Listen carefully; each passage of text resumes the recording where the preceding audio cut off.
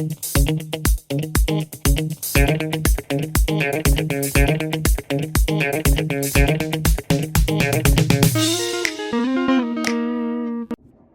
there, it's me again.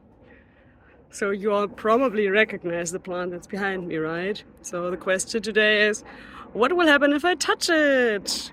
Although that one is too easy, right? So let's look at another question that might be a little bit more interesting.